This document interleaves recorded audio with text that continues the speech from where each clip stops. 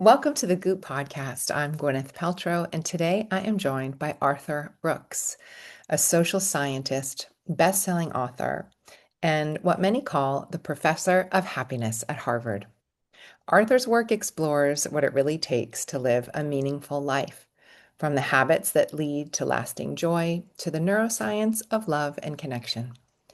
Today, we're talking about the science of falling in love, how our brains are wired for connection, why modern dating can feel so unfulfilling, and how to build relationships that actually last.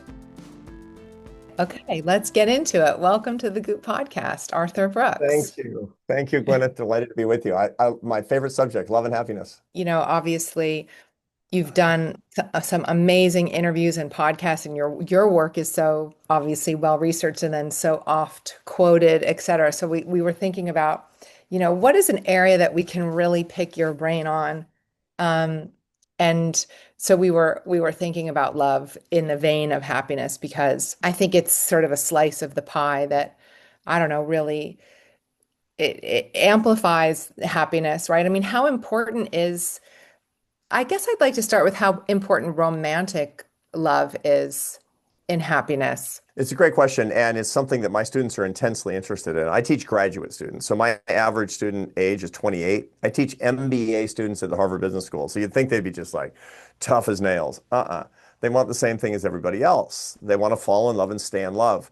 That's actually the number one popular module in the seminar that I teach at HBS is called Falling in Love and Staying in Love. They would stay on that topic the whole semester. And during office hours, that's what they want to know about because I say, imagine yourself in 5 years and you're 25% happier than you are now. What are the number one and two things in your life that are different than they are right now? And it's always about love and relationships. It's not about money and career. Money and career are like four and five. It's Yeah. love, relationships, kids, marriage, some faith. That's the stuff that they care about, which is all these love issues. So the answer to Which your is, question is, go ahead. no, I was just going to say, which is sort of like what people say, on their deathbed, the topics that people are most interested in. Yeah, totally. It's like on my deathbed, I'll be like, I was a 5 million mile flyer on Delta. No, it's not, that's not going to be it. Actually, I hope that's really, really not even true.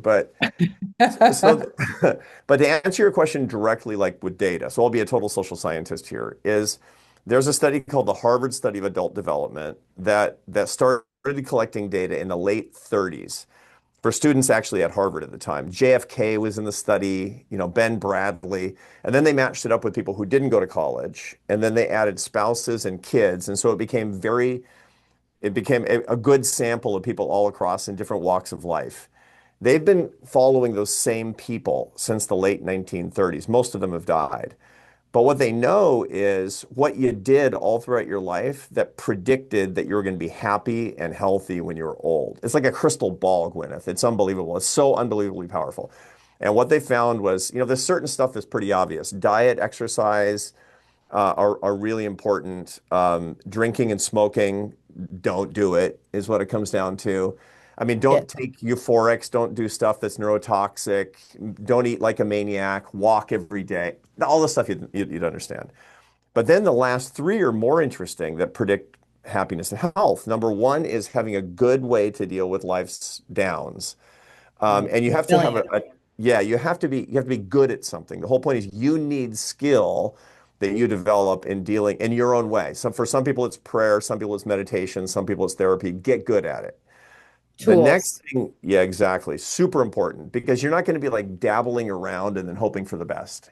Because life, man, life is hard. Life is hard for every person on the planet. That's it. And like I tell my students, look, if you're not sad and anxious when you're studying at Harvard, then you need therapy, right? I mean, and then the next thing is you got to learn. You need to be a learner, the kind of person who's learned. Like, I mean, I know that you're super passionate about knowledge and you read all the time. And so learning is a lifelong strategy for health and happiness. And the last one is the most important, number seven, clears the decks, which is love. That the Hmm. happiest people have a really stable romantic relationship or super close friendships, and ideally both. But if Right. you don't have either, sorry. That's just, there's nobody who's all alone, really, really all alone. I mean, you can be in a crowd and be all alone, as you know. There are a lot of Mhm. lonely, famous people. And Right. it's, I have a lot of friends who are really, really well known and they don't have really close friends and or, a strong marriage. That's what's to work on. And so romantic love for most people is at the center of that. Not everybody. It doesn't work out for everybody.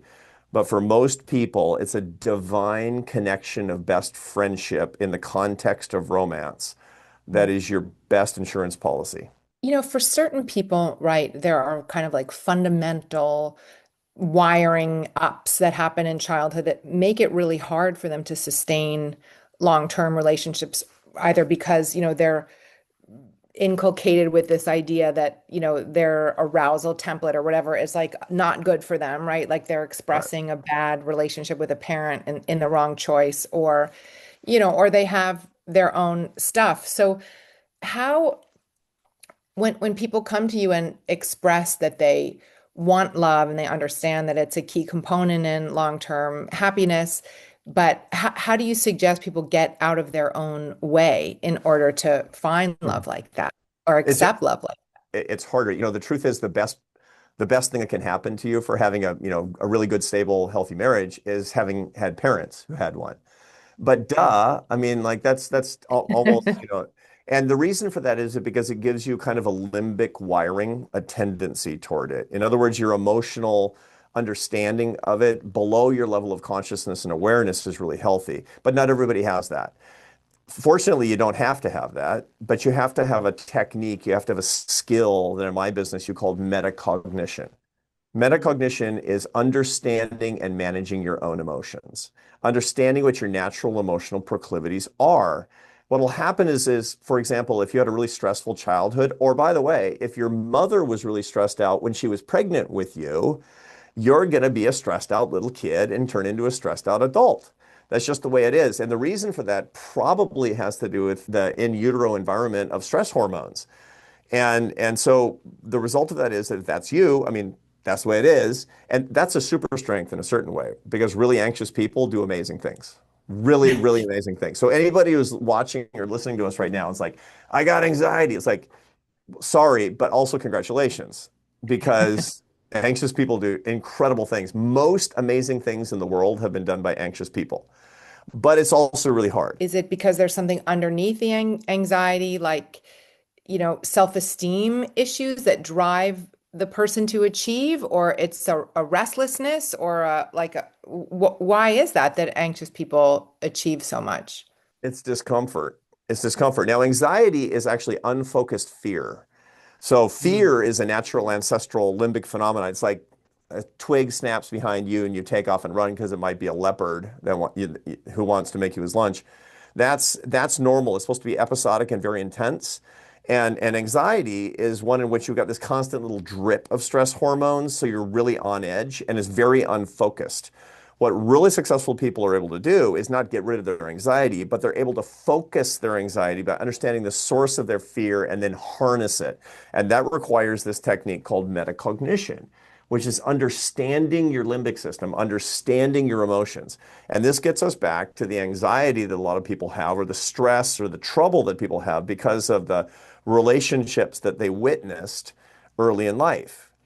So if your parents broke up or your dad took off with another woman or something like that, that's very, very hard. By the way, that situation where dad takes off with somebody else, that's hardest on boys. That's really, really hard on boys. And so if and a lot of guys watching us, that happened. Women are better with that because they're more cognitively and emotionally flexible than men typically. And so they can get around that. My wife comes from a broken home. I mean, her dad took off when she was a little kid, and she's fine. I mean, she's very self-aware, and we've been married 34 years, and she's not like Wow. always worried that I'm going to bail at any given moment.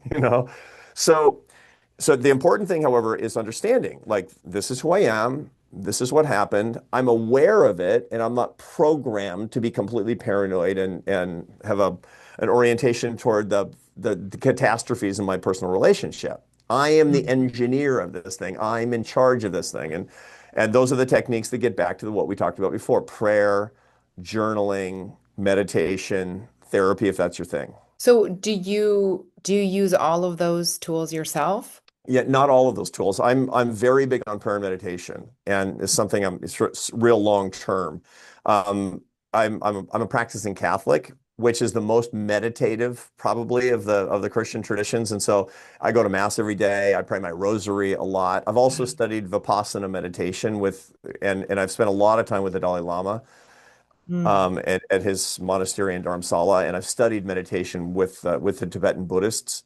So, I've used a lot of sort of mixed techniques in my own life for medic. I mean, I want to be closer to God too. Don't get me wrong. I don't just use it transactionally. It's like, yeah, prayer, awesome for me. No, I mean, I'm trying to lift up the whole world too, of course. But it's been very, very effective for me because I'm a super anxious guy.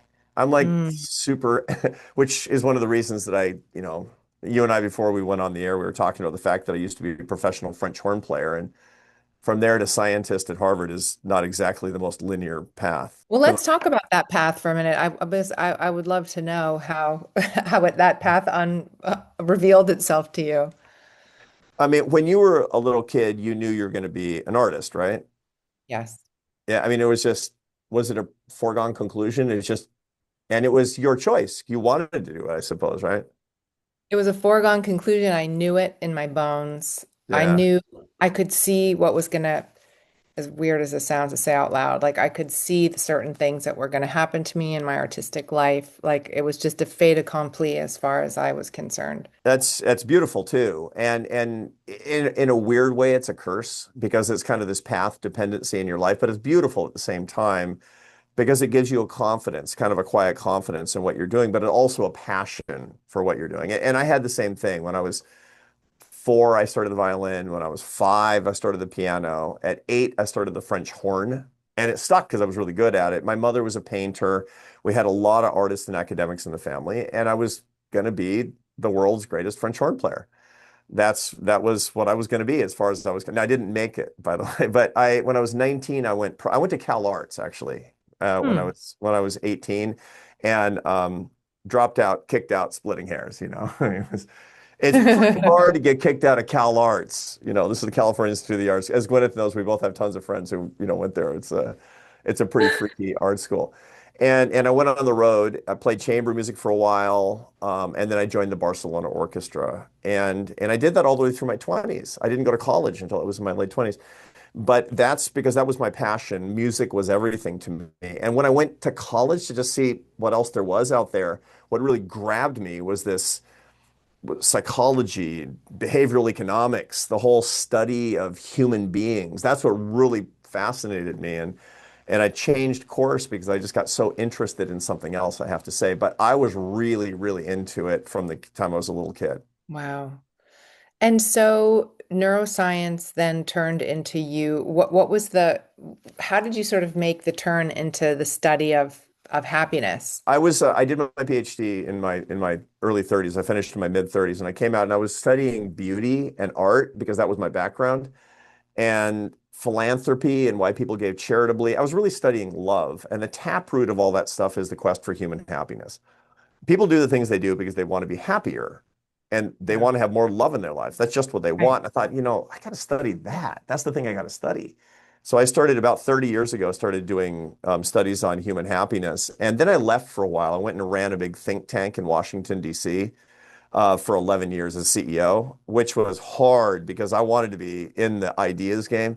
And when I finally came back, I retired from that. I was in my mid 50s, so it wasn't exactly retirement. And I came back and I went to Harvard and started teaching this thing again. And that's when it really blew up Right. because I started an organization dedicated to the propagation of the science of happiness in the public interest. So not just stuff you can't understand like academics do.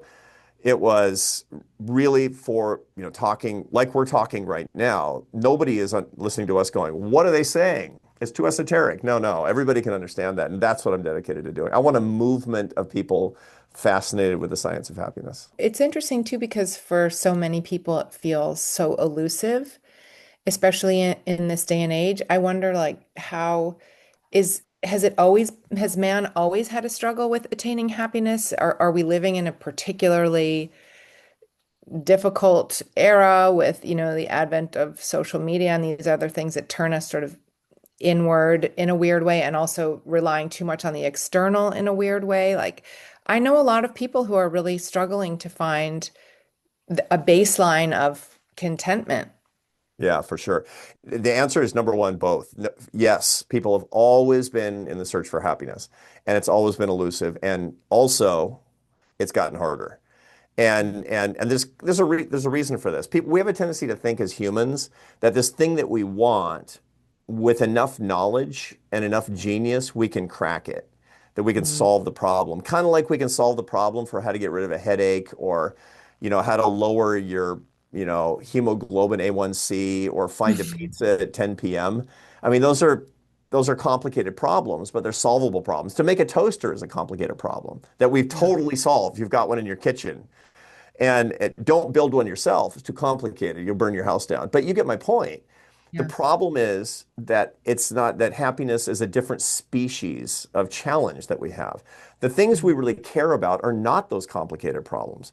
The things we care about in life are what we call complex problems. It's a subtle difference, but it's important. Complicated problems are super hard to solve, but once you solve them, it's done. mm, Complex problems are super easy to understand, but you can't solve them. So love is a complex problem. I get it. My wife loves me, but I don't know when I get home today, she might be mad at me. And the reason is because after 34 years, I still haven't solved my marriage. It's an amazing thing. Your happiness is a complex problem. The meaning of life is the ultimate complex problem. I get it. I get it. I understand it, but I can't do it. And that's because complex problems, this is the life in life. You don't solve them, you live them. You don't mm. answer the question, you understand the question. And in understanding the question, then you're fully alive. See, it's the ongoing challenge. We don't get happy. We learn how to be happier with the ups and downs and ordinary suffering of life. And that's the art, not just the science of becoming a happier person. There is this common denominator in humanity, this desire to be happy. And yet it's a universal struggle, right? It's sort of like the first rule in Buddhism or in any of these practices, right? It's like it's an axiom that to live is to suffer. So I'm curious, given your that interesting, I don't know, intersection, I guess, of Catholicism and Vipassana, what do you interpret the purpose of life is? Like that tensegrity between living and searching for happiness and living in that, holding that complex, ununderstandable universe. Like, what Right. are we doing here? Yeah, I know. And the meaning of life. I mean, I'm writing a book right now that's coming out next April called The Meaning of Your Life, the seeking deep purpose in an age of emptiness, which gets at the Ah, second part of what you described before, the fact that we're intermediate in our relationships with technology. We're trying to turn all of our complex problems into complicated problems, and we're not successful, and we're getting more and more frustrated and lonely as a result of it.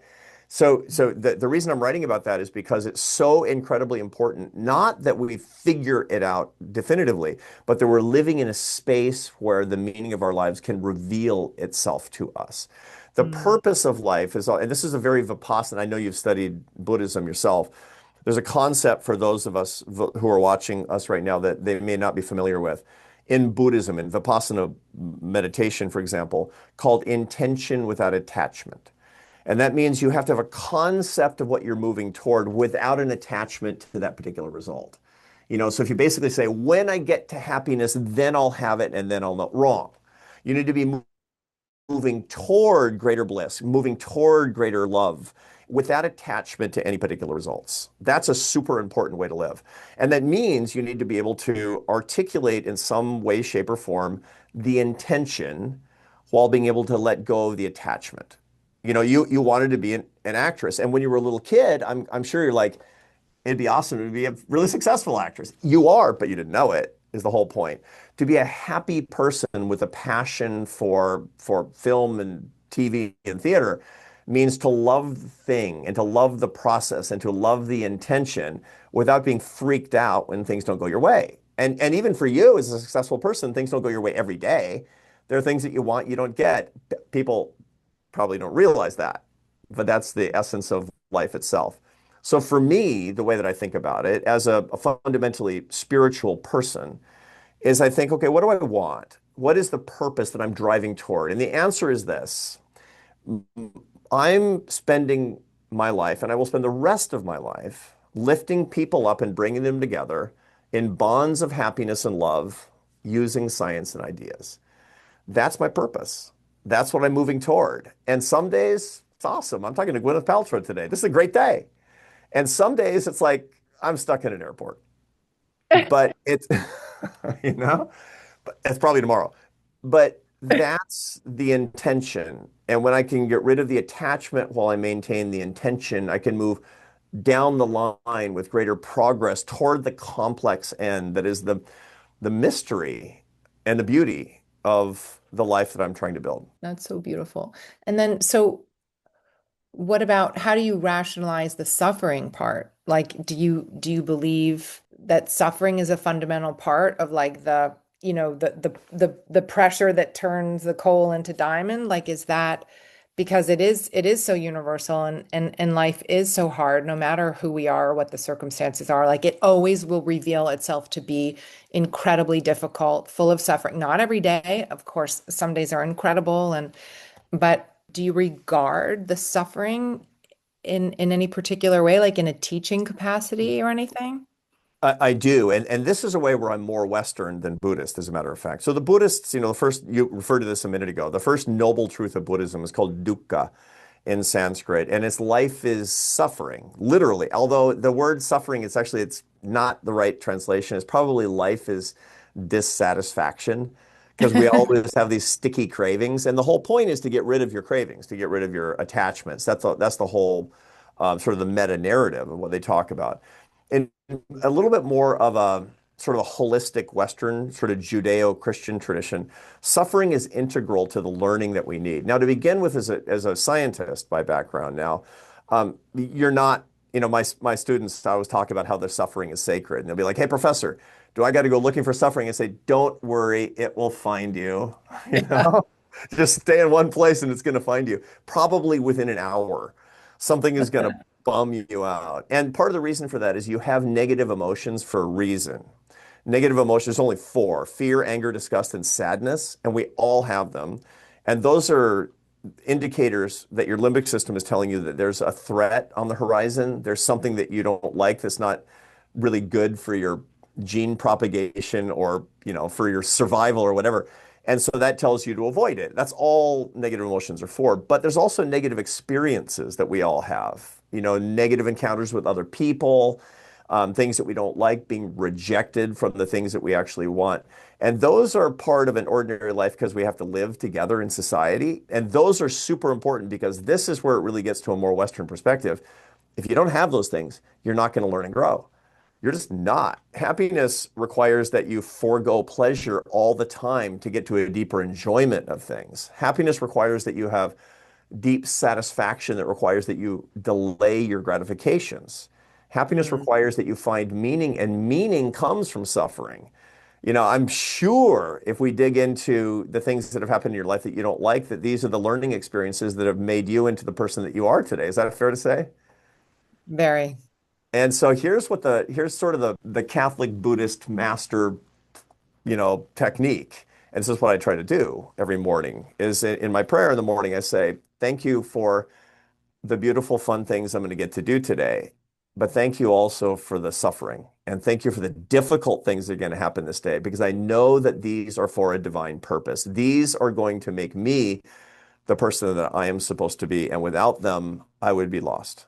So when something befalls you that's difficult or causes suffering, do you have like a quick facility with the tool in the moment to sort of catch it? Like how does that look? How does that go internally for you?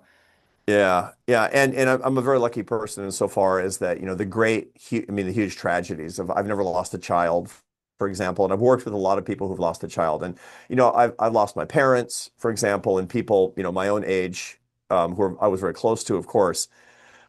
but that's a unique kind of tragedy. That's a different species of tragedy. That's the kind of tragedy that leads to deep grief.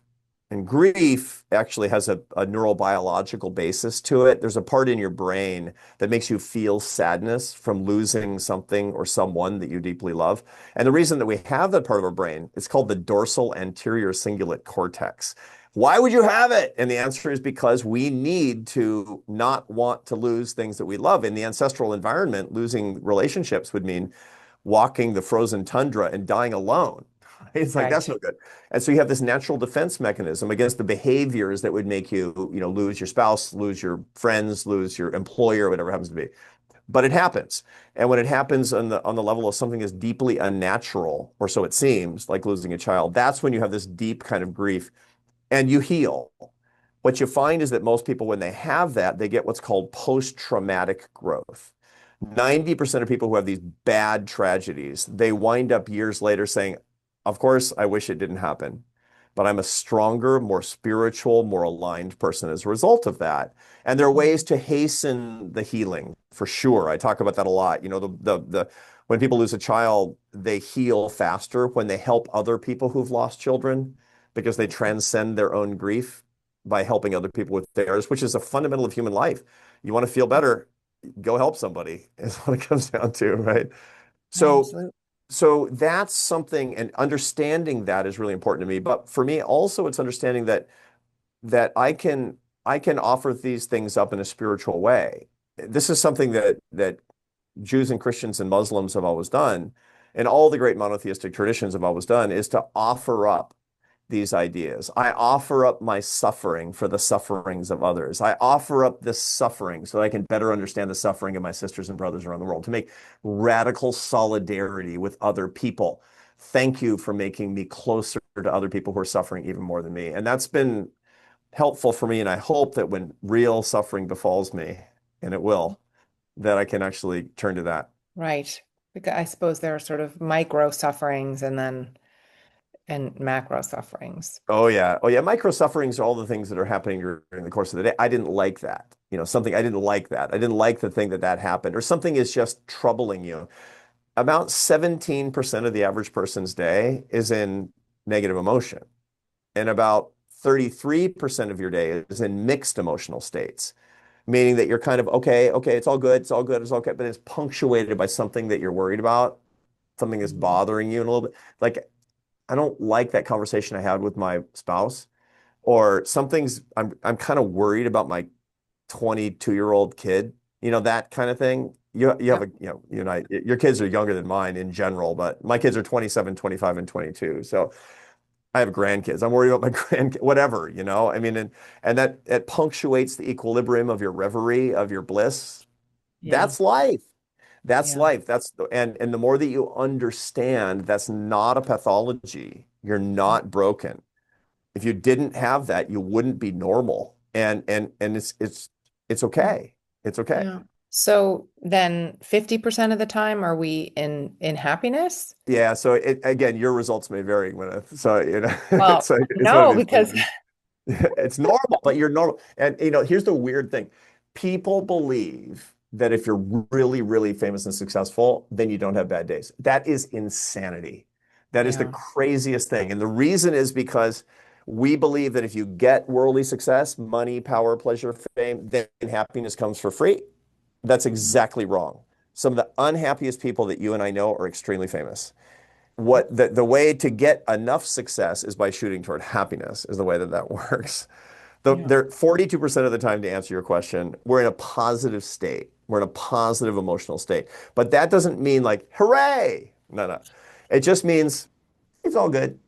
See, Yeah. positive emotional states are like your car idling at a light. Negative emotional states are when you're like flooring it. And so that's why you notice negative more than you understand positive, because noticing negative emotion means giddy up. You got to get up and run in the ancestral environment. And so they got to punctuate anything. Fear, for example, will clear the decks.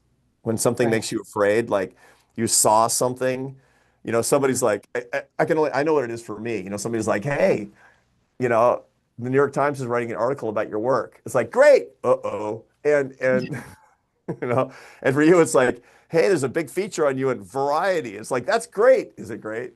And Right. so it's no, it's normal like that, and that's kind of how it's supposed to work. Your negative emotions are supposed to be way more intense than your negative emotions. Interesting. So we're wired to orient around happiness, and like ideally you spend m more. I mean, of course, we're always going to have intrusive thoughts, and we're always going to have, and just because of the nature of the world and how people are, like, and it was interesting what you were saying. I do think that especially now, although I'm sure like Marcus Aurelius, who was famous in his time, had the same kind of stuff, but I do think that externally society values this fame and notoriety and this idea that comes. I think there's something actually, some kind of relief, because for people to think about, oh, if I just, had X, then my life would feel like Y. Because the truth of the matter is, it's it's like it can be having success, having those sort of worldly trappings, like can actually be so isolating and demoralizing. And when you reach some kind of pinnacle and you're supposed to be happy and you're not, right? When that's not the outcome, which has happened to me a number of times in my life. Like I think I thrived out of having anxiety and having low self-esteem and all the things, and thinking, if Mhm. I just cross this particular finish line, I'm going to be a whole person. Um, Right. which just didn't happen. In fact, it made it worse. Truly. And there's one thing to point out about that. There's a lot to love about having a great career. You and I both know. I mean, it's fantastic. And you and I are both really grateful for, good things that have happened to us, to be sure. But Absolutely. almost everybody who has outsized success has a pathology. And that pathology is Exactly. called the success addiction. A success addiction, and the way that it works typically is when you're a little kid, you get the attention of adults when you do something extraordinary. You get a little pat on the head, and that wires your brain.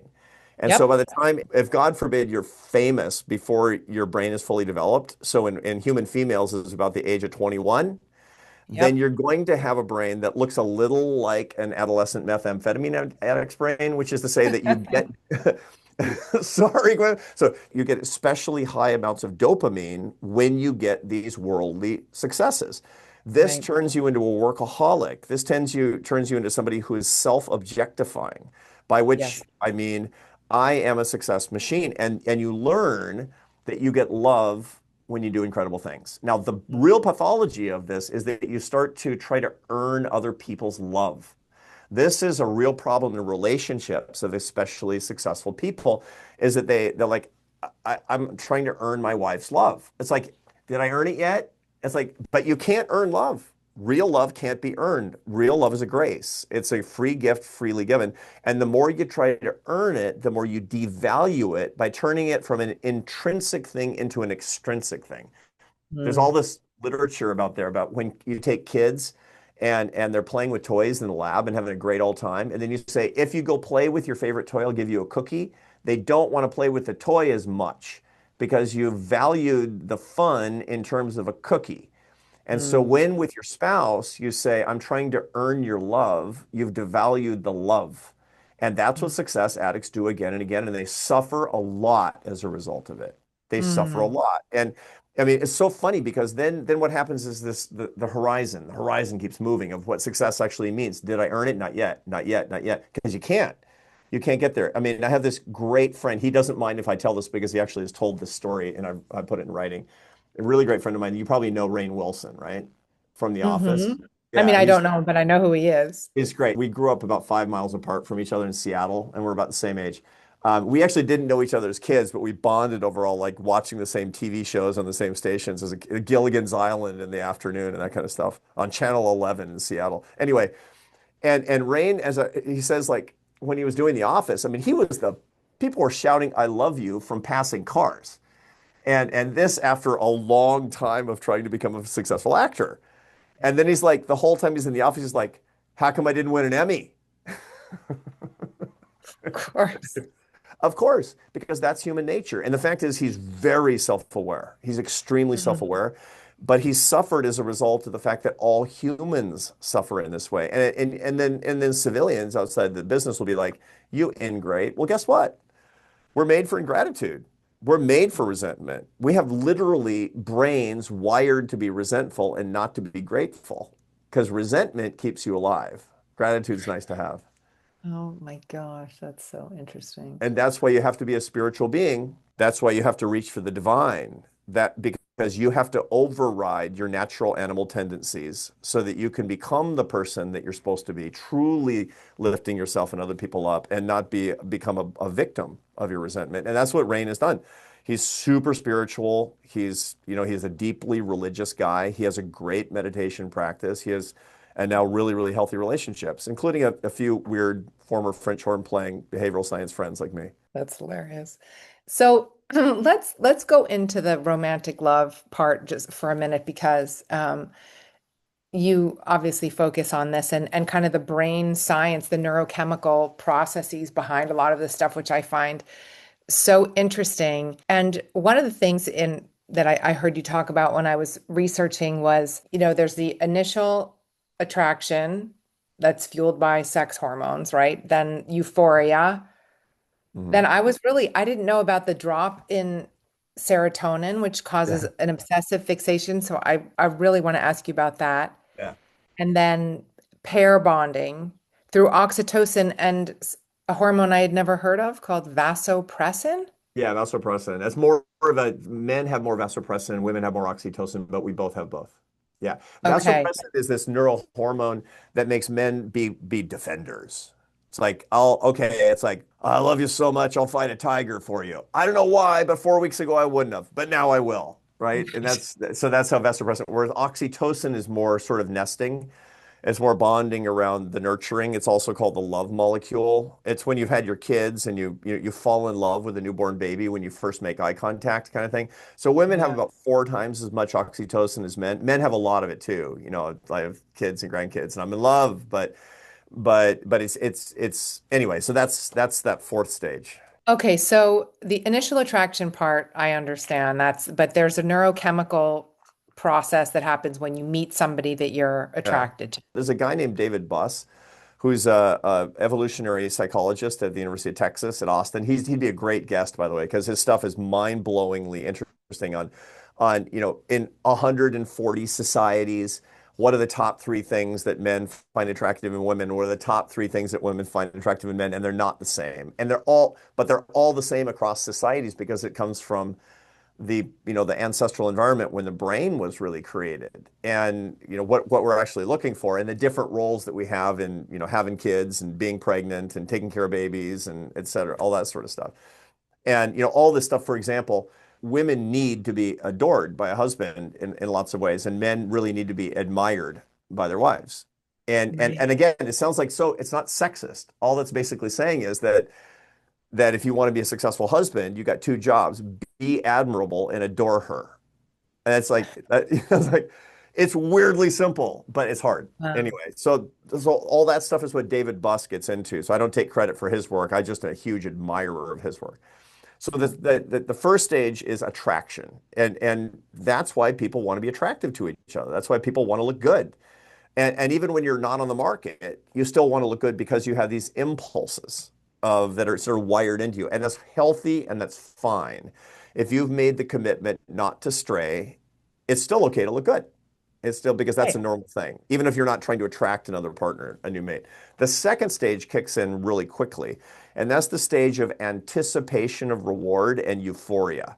So it's like, I just got a text from her. Wow. It's like you get tons of texts every day. Why are you freaking out over text? Because you get two catecholamines, two neurotransmitters in really, really heavy succession with each other, which is norepinephrine. It's a stress hormone, and that gives you a feeling of euphoria. And then the anticipation of reward of something coming is dopamine, meaning any little thing that you're looking forward to has huge significance, like even a text. And the reason that you're doing this is because you want to ramp up the bonding. This is how we're evolved. Then within a couple of weeks, it goes to this interesting third phase, which is that your serotonin levels, that's another neurotransmitter. Everybody knows what it is now because it's involved with clinical depression. It Right. dips. And you're like, Right. what? I'm depressed? Yep. Yep. Falling in love is like depression. And the reason is because there's again, this is neuroscientists disagree on everything. So I'm just sort of taking the predominant view here. There's a thing in your brain called a ventral lateral prefrontal cortex, which is the part of your brain that helps you ruminate on stuff. It's your ruminating organ. And when you're ruminating, for you, for example, if you're ruminating on a creative project, which no doubt you do, it's like can't get it out of my mind. That's your ventral lateral prefrontal cortex. If you're clinically depressed, you're ruminating on sadness and how dumb you are and regret. That's your same part of Mm. your brain. And when you're ruminating on another person, like you're losing your mind and you sent 100 texts in the last hour like an idiot, you're not an idiot. It's just that your serotonin is in the tank and your ventrolateral prefrontal cortex. Now, that's the reason that depressive people, they also tend to be romantics and poetic. They tend to be Mm. artistic. And that's why when you think of the poet, you think of somebody who's really romantic and depressed. That's why. Same part of the brain. And that's That's also one so of the reasons that interesting. some research suggests that when you increase your serotonin levels, like with SSRI drugs, Prozac, et cetera, that it feels harder to fall in love. And Oh that's my big. goodness. Yeah. Yeah, yeah. You still can, but the whole point is that you're messed with your brain hormones or your brain chemistry and funny things. Again, all of this is contested, but the point about the serotonin part kind of isn't. We know that that's actually kind of what's happening. And so you look at the brains of people who are depressed and people who are like deeply falling in love, they kind of look the same. Oh my gosh, that's so fascinating. Yeah. So you say that like now we're living in like this hookup culture and where people are skipping some of these steps. What did you mean by that? And you sort of advise caution against that? Yeah, yeah, sure. Because what happens is, again, the fourth stage that we talked about kind of as the first one was the oxytocin and vasopressin. You want to Mhm. get to true bonding. I mean, deep love is called companionate love, where you're sleeping with your best friend. Yeah. It's just the best. And that's the kind of bliss that you get for a long-term pair bond. Pair bond mating. It's like how social scientists talk. It's so not romantic. It's like, I'd like you to meet Mrs. Brooks, my pair bond mate. It's like that's you know, but but that's what you want to get to. And the problem is in hookup culture, you're going one, two, one, two, one, two, one, two. You need to go one, two, three, four, stop. That's what the Mm. greatest happiness comes from is getting to four and stopping. That's the greatest happiness. That's the greatest source of happiness, a single source of happiness that most people have in their life. And if you're Mm. going one, two, one, two, one, two, sometimes something's wrong.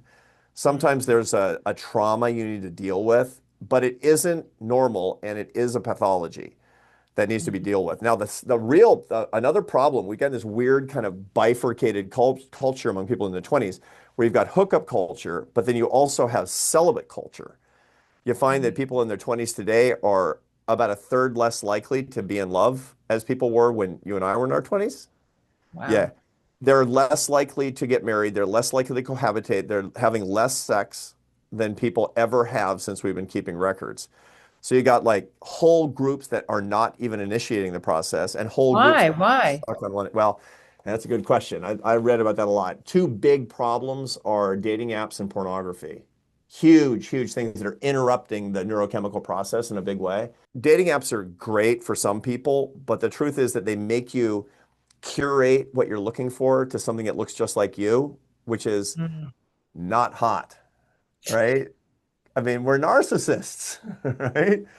And it's like I want somebody who votes like I do and like likes Austin and listens to the same kind of music and thinks sriracha is a personality and or whatever and the result is that you're looking for somebody just like yourself and the essence of hotness is complementarity. Mm. You want somebody who's enough the same, like same religion, whatever your thing is, but just different enough to be interesting. And there's a lot of neurobiology why we want difference. There's a ton of neurobiology that says why we want that kind of difference because we're ascertaining how we can have really successful kids and people who are just like us have the same immunological profile. And so you judge with personality if somebody's a lot like you biologically and you want really different biology, really different biology. Now, Right. I mean, go join the Peace Corps and go to a part of the world you've never been in and get married. That might be a great strategy. Right. Sort of the opposite of like the old royal strategy, right? Where they Oh do my keep married. God. Totally. And they didn't like each other. They didn't, I mean, if those old marriages, you look back on it historically, they weren't attracted to each other at all Wow. because, they were marrying their cousin or something. I married a girl who literally didn't speak a word of the same language with me. That's And I just like incredible. totally fell in love with the girl. I didn't speak a word of English. I didn't speak any of her. She spoke a lot of Romance languages. I spoke none at the time. And I literally quit my job and moved to Spain thinking, I bet I could learn that language. I bet I could close that deal. God. And you did. And you I did. did. It worked out. I mean, and 3 kids and 4 grandkids later. You say that a long-term relationship is a great marker for life happiness. So it's interesting, like in my life, for example, like in my first marriage, I felt like I was very much doing the thing which you described a few minutes ago, right? Like I was in that feedback loop of I kept sort of having to earn, of t telling myself I had to earn love, which is something that I also learned through a childhood pattern. But anyway, you're not my therapist. So, It's um, okay. I don't do clinical work, but I have in friends, not my patients. in my second marriage, it's been really interesting. Like the pair bonding,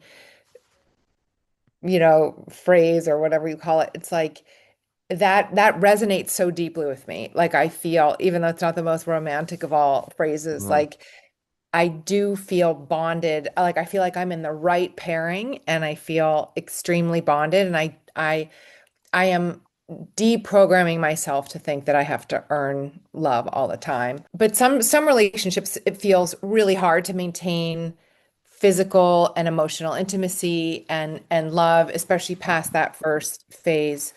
Right. Certain relationships, it feels a little bit more intuitively there. But how important is it that to sustain that closeness, and what are the sort of tools to do that? So to begin with, you're absolutely on the right track. You can't, it's funny because it's easy to see somebody like you as somebody who doesn't need anybody's adoration because you have the world's adoration. That's wrong. That's wrong. I mean, people shouting "I love you" from passing cars is no substitute for what you No. want, which is the one person saying, I would fight a tiger for you. I would die for you. I'm blind to everybody in the world but you. That's how adoration works. And you absolutely need that. And you can't earn that. You Right. can't earn it. And the more you try, the worse it gets. And people who are very successful almost always learn that the hard way. And Yeah. you learned that the hard way, right? Is what it Yep. comes down to. But it also requires that you be in an environment where adoration is the kind of the coin of the realm, as is Mhm. admiration, which men need. And men almost never figure out that they can't earn their wife's true admiration by dragging bigger and bigger gazelles into the cave, right? It's like it just we don't need more gazelles. It's like, how about another $1 billion? And no, no, no, no, no, no. That's not the source of my admiration. My admiration is the moral admiration that I have for you as a person, and you working 90 hours a week or something is not going to get it done. So the point is that you've gotten a cognizance of that. And then Mhm. being very explicit about that is really important. We need an environment of respect, admiration, and adoration. The real key to this for couples that are long term, because it's hard, I mean, you're working and occupied with lots of things, and it's just life, I mean, and relationships and living with another person is very tricky business. Is realizing that this is not just an earthly thing, that Mhm. marriage is it's a very mysterious phenomenon. It's very, very powerful. And many of the most successful couples, whether they're traditionally religious or not, they see their marriage as an antenna to the divine. So this is how it works. Hindus talk about this a lot, but Catholics and Muslims talk about this a lot. My marriage is the way that I understand in an earthly way God's love for me. God's Mm. love for me comes through him. God's love for him comes through me. When I'm not giving the love that he needs, I'm denying him the love of the divine. which Mm. really, really ups the stakes. But it's also the kind of thing where you're going to want to practice your meditation, your spiritual practices, your religion together. And that's a key thing. Really successful pair bonds, they have a, and again, it doesn't have to be the kind of traditional religion that I practice. I like mine. I recommend it to everybody. It's awesome. But my wife and I go to mass together every day. That's how we start the when I'm in town. I'm on the road about 50% of the time. And when I'm home, we go to mass at 6:30 every morning. We did this You get morning. up and go physically somewhere?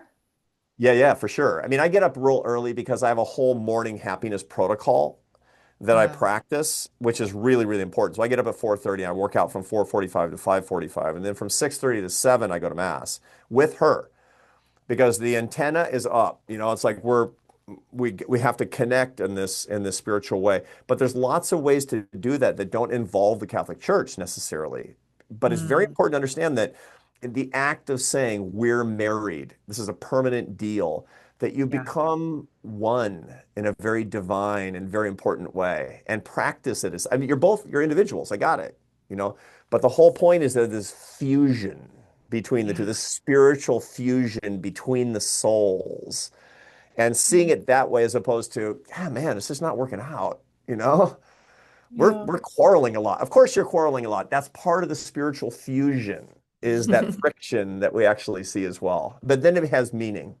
That is so incredibly beautiful. I find that it's really nice to hear, I don't know, somebody articulate it like that marriage is, this fusion, this very soulful, purposeful, divine thing that happens between two people who have made that commitment. And I notice too, like every day, every week, every year, like the commitment is, I think what grows out of the commitment inspires me so much. Like the sense of the broader sense of ease that you have, right? Just knowing you have your person and they are there for you no matter what happens, and that there's this, I don't know, it also feels quite mysterious, this entity that exists between two people that you make together. It's really beautiful to hear you talk about that. Yeah, you know, it's funny, romantic love in particular, because it's the most intense kind of love besides divine love that we experience. It's largely a phenomenon, not to, you know, to degrade it in any way biologically, but it largely occurs in the half of your brain that processes all mysterious phenomena.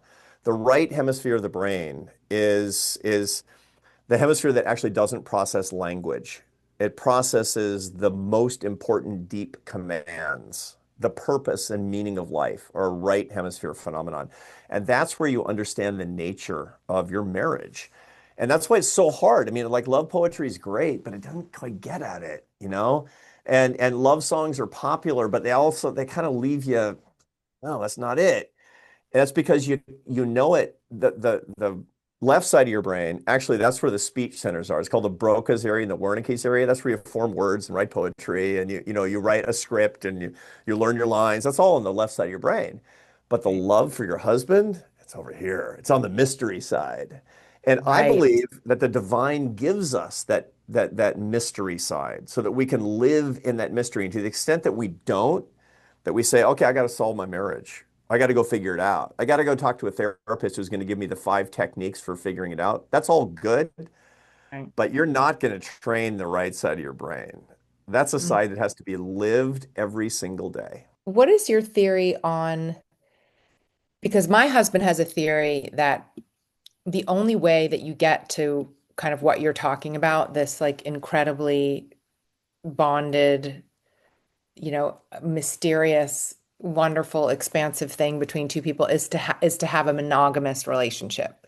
He feels like, you know, you choose to bond with one person and do that with only one person, and then the cascading down of all, there's like this downstream impact of making that commitment. Do you feel that that's right? Do you feel that people can experience this like outside of a monogamous relationship? That's a real hard question. It's a deep question, and I do have my views on it. So to begin with, Neuroscientists, they debate this. And part of the reason is because there are lots of species that truly are monogamous and many species that aren't.